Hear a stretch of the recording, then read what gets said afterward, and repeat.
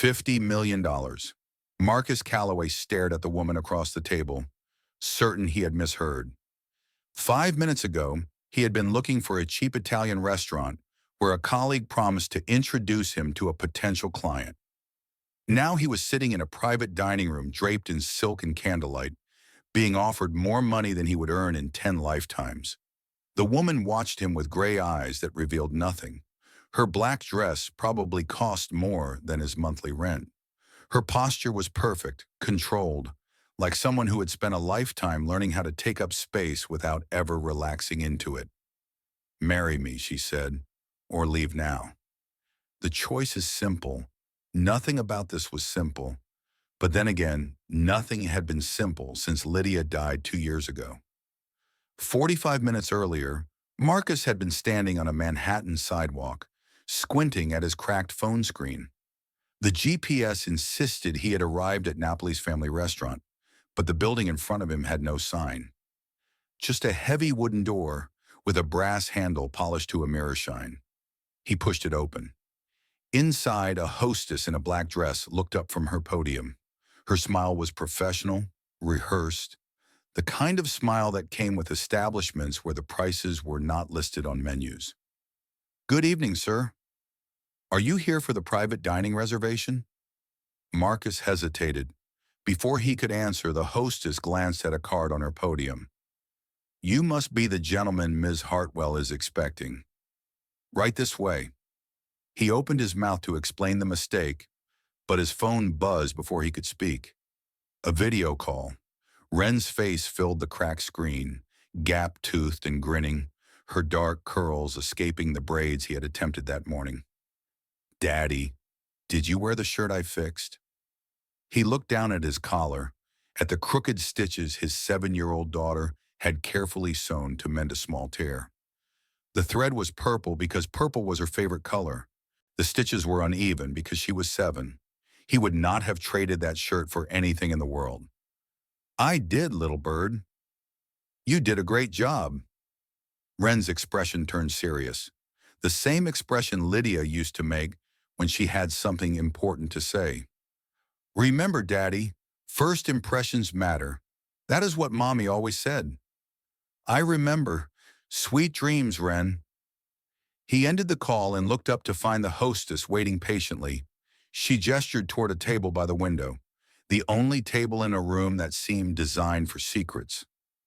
Before he could explain that he was in the wrong place, that he was looking for a family restaurant with checkered tablecloths and affordable pasta, he found himself sitting down. And then she appeared.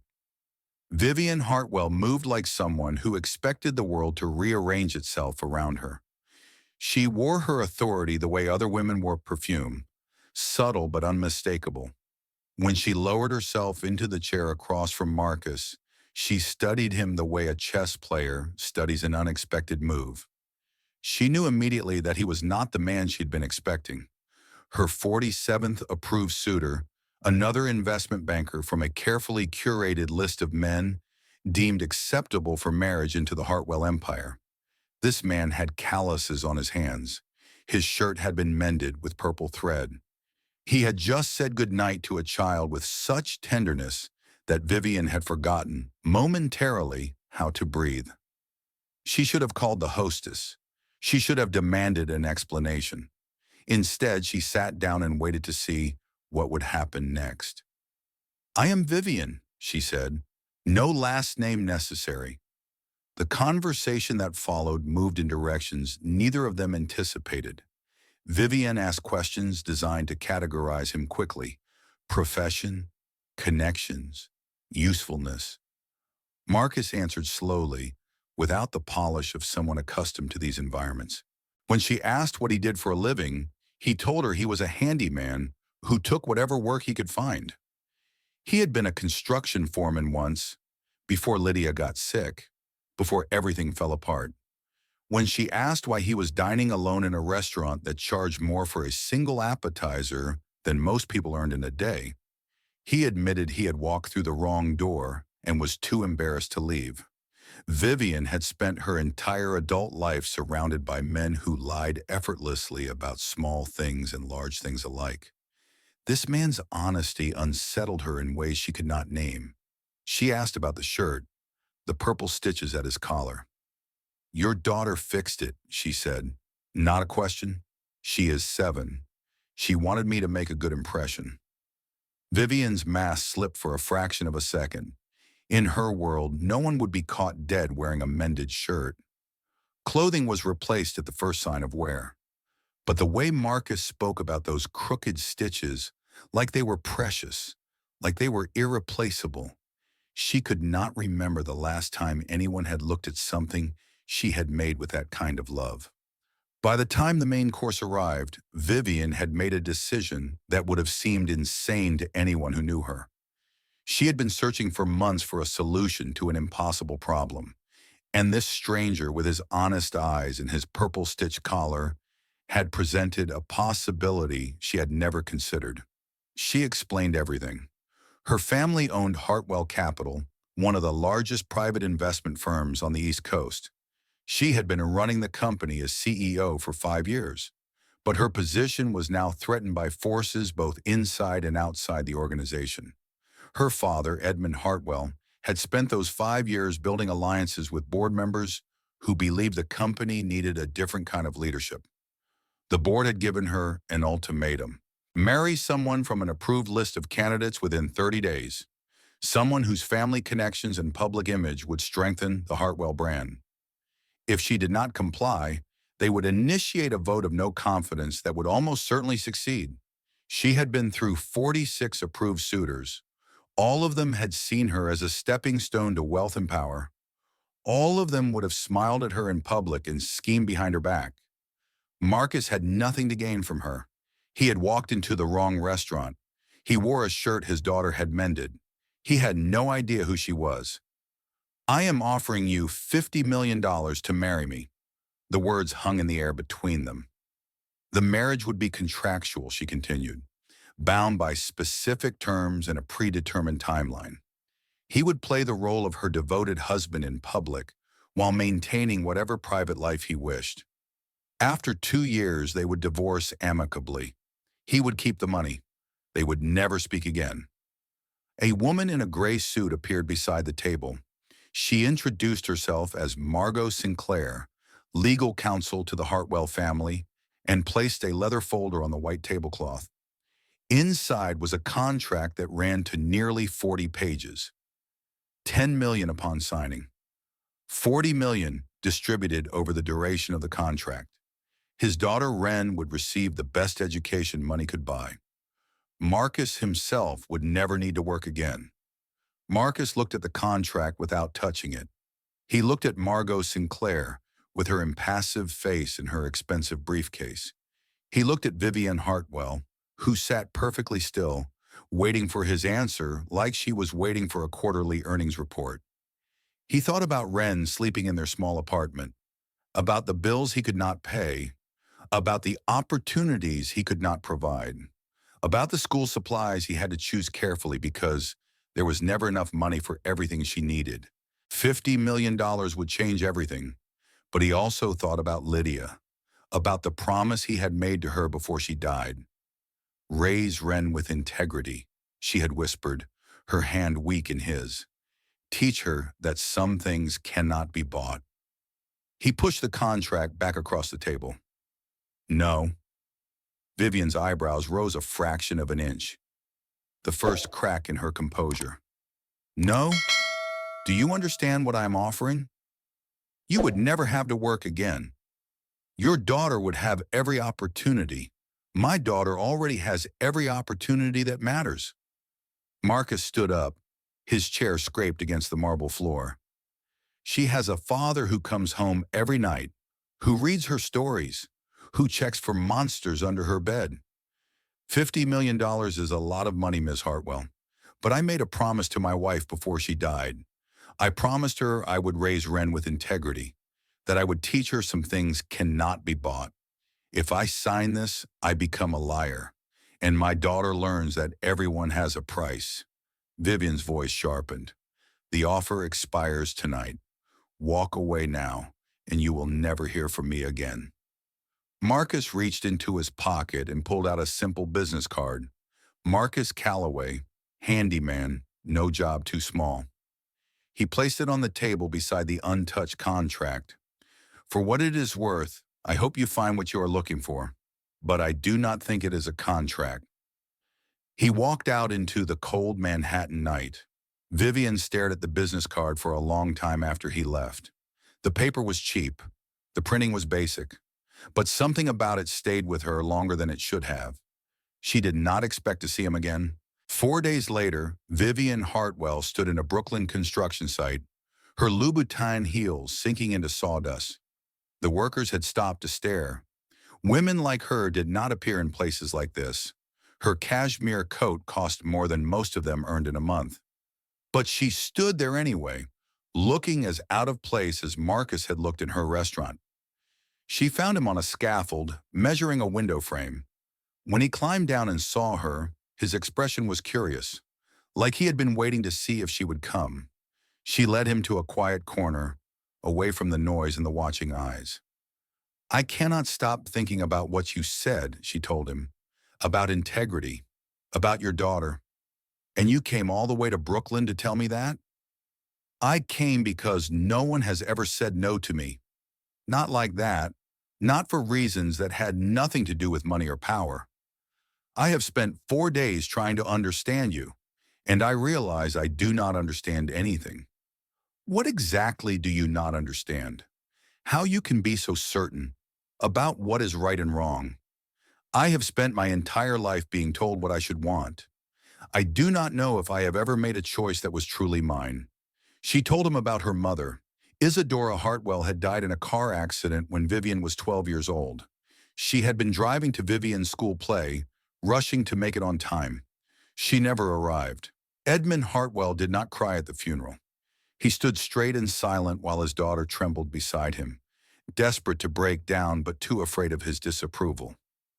"Hartwells do not cry in public," he had said. And Vivian had learned to lock her grief away in a place so deep she sometimes forgot it existed. After that, Edmund had transformed his daughter into an extension of his ambitions.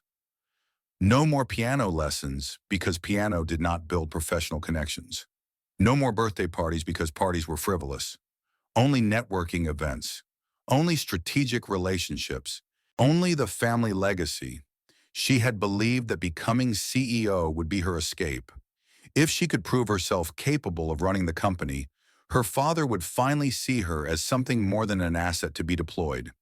Instead, her success had only made her more valuable, more controlled, more trapped. Marcus listened without interrupting. When she finished, he asked a question that made her stop breathing. "The candidate who was supposed to meet you that night, what happened to him?" "He canceled. Last minute. No explanation. And the other 46? Vivian paused.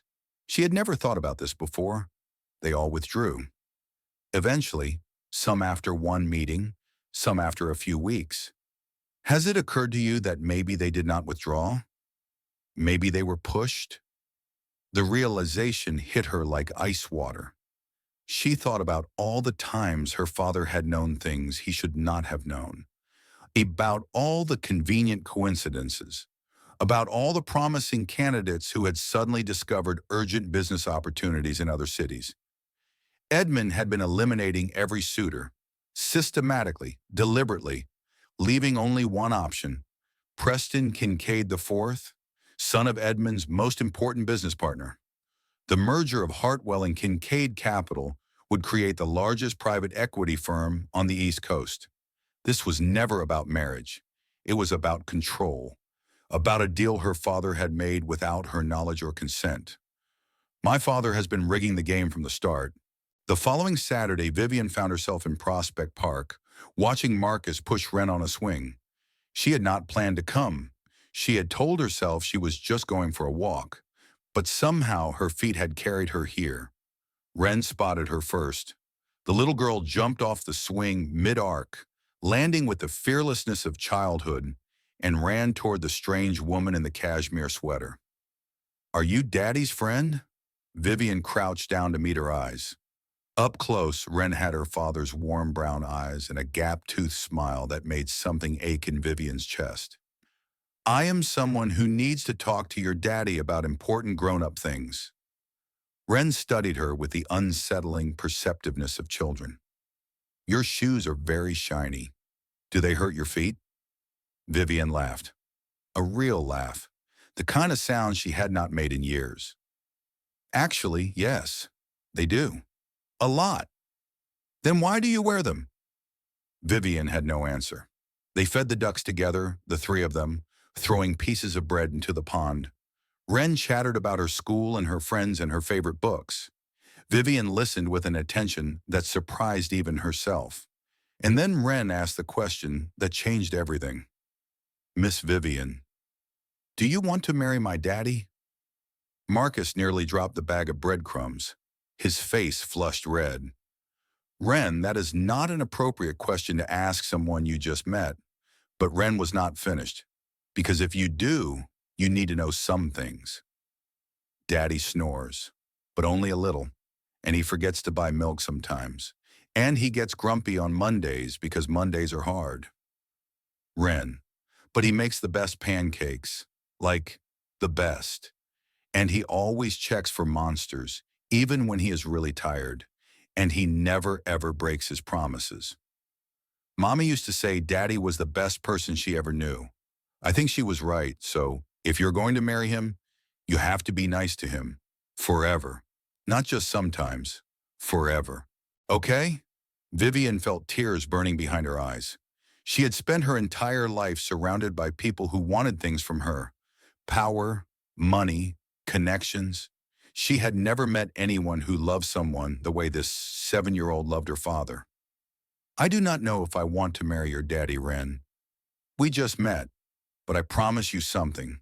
I will never, ever be mean to him. Or to you. Is that okay? Wren considered this answer with the gravity of a Supreme Court justice. Then she nodded. Okay, do you want to see me feed the ducks? I am really good at it. That evening, Edmund Hartwell summoned his daughter to the family estate in Greenwich. The study had not changed since Vivian's childhood. Mahogany walls, a fireplace that was always lit, portraits of Hartwell ancestors staring down with painted disapproval. Edmund sat behind his desk like a king on a throne. You have been seen with a handyman from Brooklyn, in public, feeding ducks. Vivian did not flinch. His name is Marcus. He is a good person. Good people do not matter, Vivian. Useful people matter. And a handyman with a dead wife and a small child is not useful. I was not looking for useful. I was looking for real. Edmund stood and walked to the window. Outside, the grounds of the estate stretched into darkness, perfectly maintained, perfectly controlled. Real, he repeated. Your mother was real. She wanted love, family, ordinary happiness. Do you know what that got her? She died in an accident. She died because she was weak, because she let emotions cloud her judgment, because she was driving too fast, going to some ridiculous school play, instead of attending the merger meeting where she belonged. The words hit Vivian like a physical blow. She had spent 20 years blaming herself for her mother's death. If she had not been in that play, if she had not wanted her mother there so badly. But Edmund had blamed Isadora too. He had blamed her for loving her daughter. I will not watch you make the same mistakes, Edmund continued. Preston Kincaid has agreed to the arrangement. The engagement will be announced next week. The wedding in 30 days. I have met Preston. He grabbed my wrist at the last charity gala. Hard enough to leave bruises. Edmund's expression did not change. Then do not give him reason to be displeased. At that moment, Preston Kincaid walked into the study. He was 38 years old, handsome in a cold, calculated way, with the kind of smile that never reached his eyes. Vivian, lovely to see you again. He crossed to her side and lowered his voice so Edmund could not hear. Your little handyman friend. And his daughter. I know where they live. I know what school the girl attends.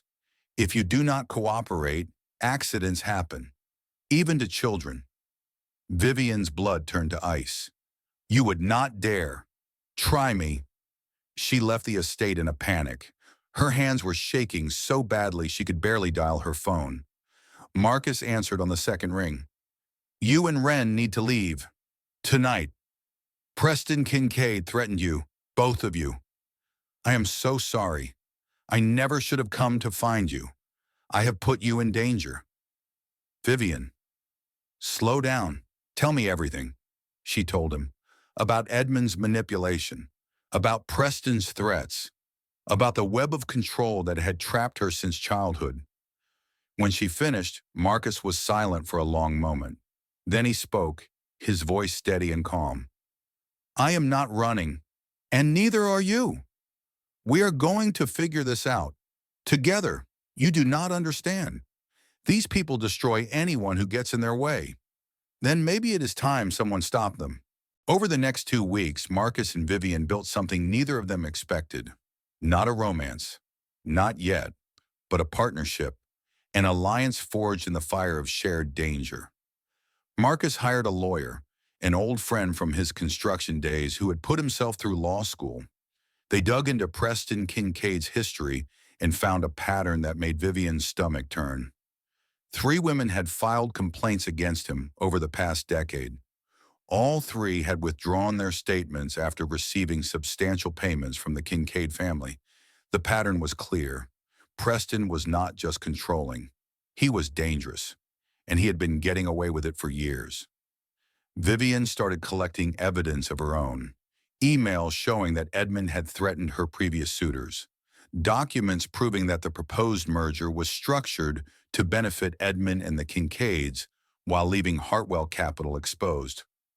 Recordings of conversations where Preston made his true nature impossible to deny. Then Margot Sinclair called. The call came at midnight. An unknown number. Vivian almost did not answer. Ms. Hartwell, this is Margot Sinclair. Vivian's grip tightened on the phone. Margot was her father's most loyal soldier, the woman who had drafted every threatening letter, every silencing contract, every legal weapon Edmund had ever wielded.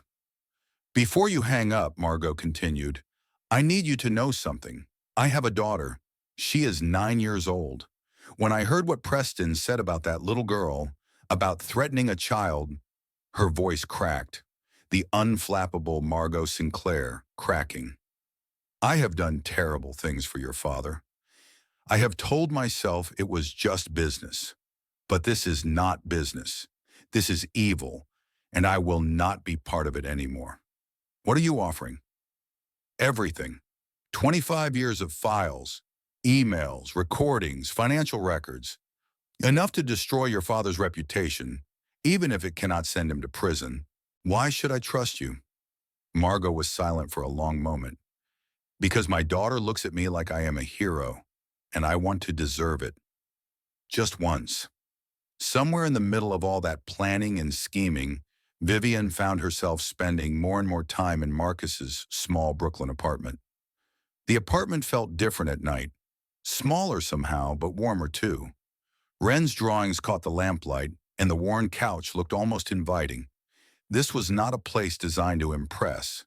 It was a place designed to live.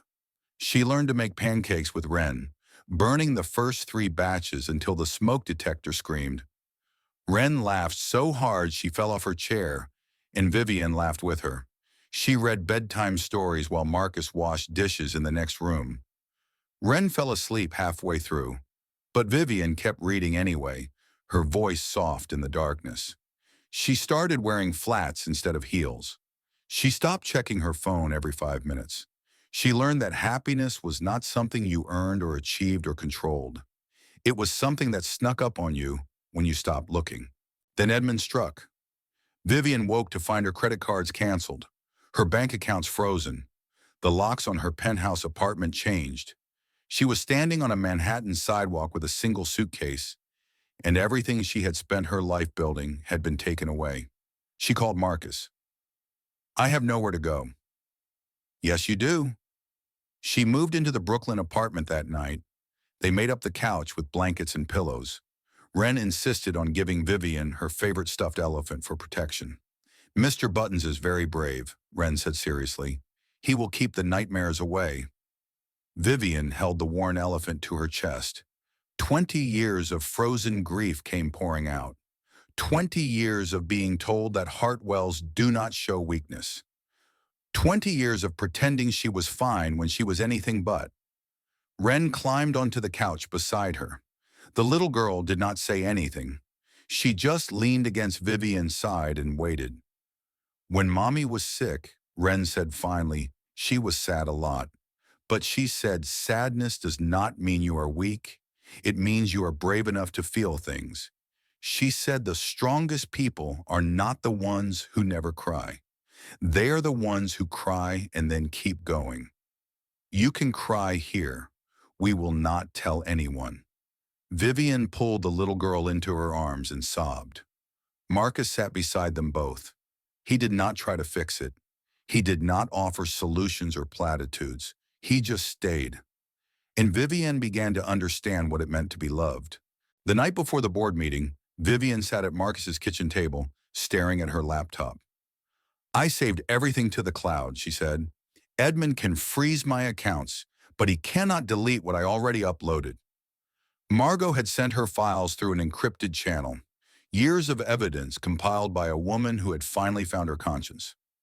Marcus handed her a flash drive. Simple, cheap, the kind you could buy at any drugstore. Downloaded and ready, Vivian said. Tomorrow we end this. The board meeting was scheduled for Friday at 10. Edmund planned to announce the merger with Kincaid Capital and his daughter's engagement in the same breath. 500 shareholders, journalists, and industry leaders would be present. Vivian arrived at 9:45. She was not wearing designer clothes, not carrying an expensive handbag, just jeans, a white blouse, and sneakers. Her hair was down. Her face was bare. She looked like herself for the first time in 32 years. Edmund saw her from across the room. His expression flickered with something that might have been uncertainty before settling back into cold control. Vivian, I am pleased you have come to your senses. Actually, Father, I have come to my senses. Truly, for the first time. She walked to the front of the room. The massive screen behind the podium was meant to display the merger documents. Instead, when she plugged in her flash drive, it showed something else entirely. Emails from Edmund threatening her suitors. Recordings of Preston making explicit threats against Marcus and Wren. Financial documents exposing the true nature of the merger, the way it enriched the Hartwells and Kincaids at the expense of everyone else. My father, Vivian said into the microphone, has spent 30 years building this company on fear and manipulation.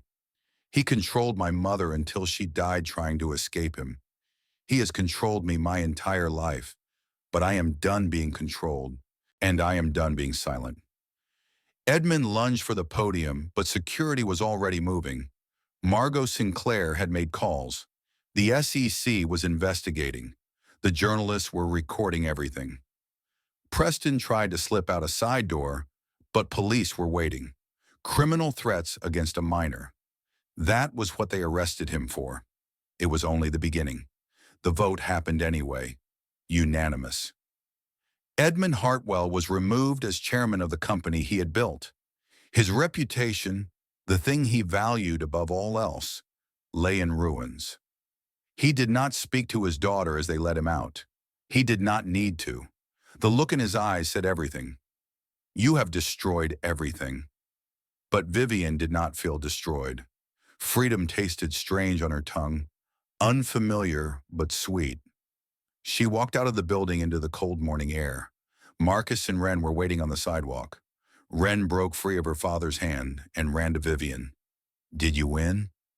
Vivian caught her in a hug and lifted her off the ground. I think so, sweetheart. I think I finally won. 6 months later, the apartment had changed. It was still in Brooklyn, still modest by Manhattan standards. But now there were 2 bedrooms instead of 1. Wren's artwork covered an entire wall. The kitchen had a proper stove, because Vivian had learned to love cooking, even though she still burned things occasionally. Marcus had started a small renovation business. Nothing huge, just him and two other guys he trusted, doing honest work for fair prices. He came home tired most nights, but it was a good kind of tired. Vivian had started a consulting firm. She helped small businesses navigate the kind of corporate sharks she had grown up with. Her rates were reasonable. Her advice was hard-earned. She never wore heels to work anymore. And Ren was 7 going on 40. She had started writing stories about a brave princess who rescued herself from a tower and then went back to rescue all the other princesses too. She asked Vivian to help her with the big words. One night, after Ren had fallen asleep over her homework and Marcus had carried her to bed, Vivian sat on the fire escape and looked out at the Brooklyn skyline. Marcus joined her with 2 mugs of tea. "Do you ever regret it? Giving up everything?" "I did not give up everything. I gave up a prison with expensive furniture. What I have now, this apartment, this life, you and Ren, this is everything." They sat in comfortable silence. Steam rose from their mugs and disappeared into the cold night air. "I need to tell you something," Marcus said. Vivian's heart clenched. "What?" He took her hand. His fingers were warm against hers. "When Lydia died, I thought that part of my life was over. Love, partnership, family. I thought I had used up my chance. But then you walked into that restaurant, or I walked into the wrong door, and I realized maybe we do not just get one chance. Maybe the heart can expand." He looked at her. His eyes were soft in the darkness. "I love you, Vivian. Not the CEO, not the Hartwell name. Just you. The woman who burned pancakes with my daughter. The woman who stood up to her father. The woman who chose us." Vivian felt tears on her cheeks. "I love you too. I did not know I was capable of being loved without conditions, without contracts, without expectations. You and Ren taught me that. So what do you say? No contract this time. No $50 million. Just us. For real. For as long as you will have me. Are you asking me to marry you?" Marcus reached into his pocket and pulled out a small box. Inside was a simple ring with a modest stone that caught the city lights. "I made this. The stone is from a necklace that belonged to Lydia. I thought she would want you to have something of hers, because you are part of our family now." "Yes," Vivian whispered. 1,000 times yes. The next morning, Ren noticed the ring immediately. "Is that a married ring?" "It is an engagement ring, little bird. It means Vivian and I are going to get married." Ren's face went through several expressions. Surprise, calculation, then something softer. "Does that mean Vivian will be my mom?" Vivian's heart stopped. She looked at Marcus, uncertain. Ren continued, "Because I already have a mommy, Mommy Lydia. She is in heaven." Vivian knelt down so she was eye level with the little girl. "Your Mommy Lydia will always be your mommy. No one can ever replace her. But if you want, I could be your Vivi mom, a different kind of mom, who is here, who loves you, who will always be here for you." Ren thought about this very seriously. "Can I have 2 moms? Mommy Lydia in heaven and Vivi mom here?" "You can have as many moms as your heart can hold, sweetheart." Ren nodded, satisfied. "Okay. Vivi mom, your pancakes are burning." Vivian looked at the stove. Smoke was rising from the pan. "Oh no." All 3 of them laughed. The kitchen filled with smoke. The morning was chaos. And it was the happiest Vivian had ever been. 1 year later, they returned to the Veiled Room, the same restaurant where it all began, the same table by the window. But everything was different now. Marcus wore a simple wedding band. So did Vivian. Ren sat between them, trying to pronounce the French menu items and failing spectacularly. The waiter approached with exaggerated formality. "And for the young lady, Ren drew herself up very straight. I will have the chicken fingers, please. And could you bring extra ketchup? I am going to need a lot of ketchup. The waiter's professional mask cracked into a genuine smile. Of course, mademoiselle. Extra ketchup. After he left, Ren looked around the elegant room with its silk curtains and candlelight. Daddy, remember when you walked into the wrong door? I remember. I am glad you did, because if you did not, we would not have Vivi, Mom. Vivian reached across the table and took Marcus's hand. You know what, Ren? I am glad he walked into the wrong door, too. Marcus smiled. Sometimes the wrong door leads to the right room. And sometimes, Vivian added, the right room is wherever the people you love are. Ren held up her glass of apple juice. I want to make a toast. Marcus and Vivian exchanged amused glances but raised their glasses. To our family, Ren declared, the one we got stuck with and the one we found. To Mommy Lydia in heaven, who is probably watching and making sure we do not mess things up. And to Daddy for walking into the wrong door. And to Vivi, Mom, for being brave. And to me for introducing everyone to Mr. Buttons, who is the bravest elephant in the whole world. She paused.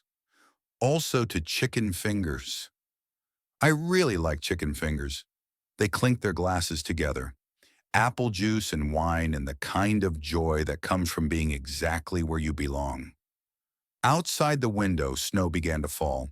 The first snow of winter, soft and quiet, covering the city in white. Ren pressed her nose to the glass, her breath fogging the view. It is snowing.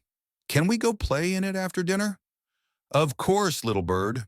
Vivian leaned against Marcus's shoulder. His arm went around her automatically. Marcus Calloway had walked into the wrong restaurant on a Tuesday evening in Manhattan. He had been looking for a modest Italian place with checkered tablecloths and affordable pasta. Instead, he had found a private dining room where a woman offered him $50 million to marry her. He had said no, and in saying no, he had found something worth more than all the money in the world. Sometimes mistakes were miracles in disguise. Sometimes the path you never planned was the one that led you home. And sometimes the only way to find where you belonged was to get completely, wonderfully, perfectly lost. The snow kept falling. Ren kept laughing. And Marcus Calloway knew with absolute certainty that he was exactly where he was meant to be.